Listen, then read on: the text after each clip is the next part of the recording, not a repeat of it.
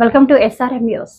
బొగ్గుగని కార్మికుల పెన్షన్ సాధకుడు, నిరంతర కార్మిక స్వర్గ శ్రేయస్సు కోసం పాటుపడిన మహానాయకులు, Singareni college workers union AATUC మాజీ ప్రధాన కార్యదర్శి అమరజీవి కామ్రేడ్ మడబోతుల కొమరయ్య అని Singareni college workers union AATUC ఉప ప్రధాన కార్యదర్శి మడ్డి ఎల్లాగౌడ్, బ్రాంచ్ కార్యదర్శి అరెల్లి పోషంలో పేర్కొన్నారు. శుక్రవారం AATUC RG1 బ్రాంచ్ ఆధ్వర్యంలో గనులు డిపార్ట్మెంట్లో గోదావరి కని భాస్కరరావు భవన్ లో జరిగిన కొమరయ్య గారి 29వ వర్ధంతి సందర్భంగా ఆయన చిత్రపటాలకు కార్మికులు, AATUC నాయకులు, కార్యకర్తలు పూలమాలలు వేసి నివాళులర్పించారు. అనంతరం ఆయన మాట్లాడుతూ సింగరేణిలో AATUC యూనియన్ స్థాపించిన వ్యవస్థాపకుల్లో కొమరయ్య ఒకరని, 40 ఏళ్లుగా పైగా యూనియన్ కు ప్రధాన కార్యదర్శిగా ఉంటూ బొగ్గుగని కార్మికుల సమస్యలతో పాటు పెన్షన్ సాధించిన మహానేత కొమరయ్య అని పేర్కొన్నారు. నేడు కార్మిక వర్గం అనుభవిస్తున్న ప్రతి హక్కులో కొమరయ్య కృషి ఉందని వారు పేర్కొన్నారు.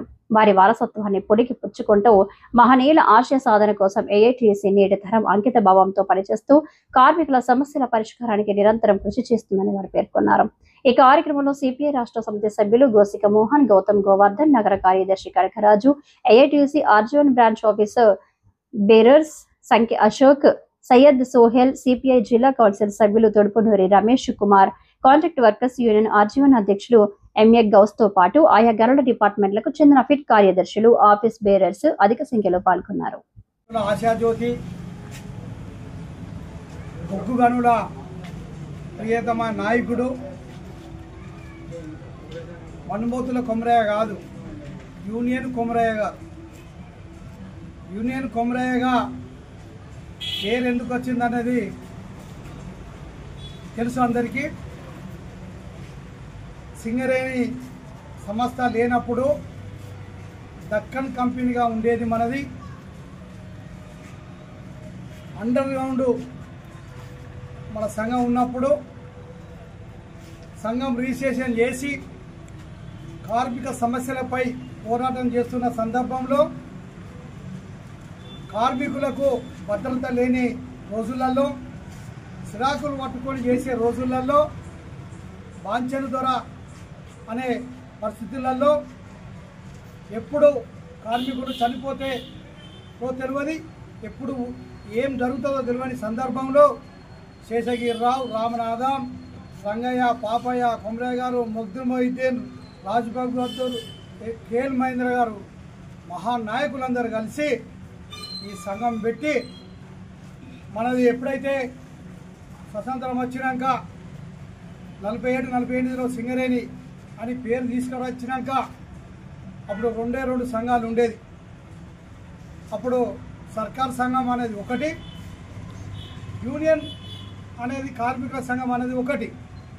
అందువలన యూనియన్ కొమరయ్యగా కార్మికుల యూనియన్గా పెట్టుకున్నారు. కార్మికులు పెట్టుకున్న యూనియన్ కాబట్టి, కార్మికుల తరఫున ఎన్నుకోబడ్డ నాయకుడు కాబట్టి యూనియన్ కొమరయ్య అనే పేరు మన కొమరయ్య గారికి వచ్చింది. ఇక సర్కార్ సంఘం అనేది దానికి వచ్చింది.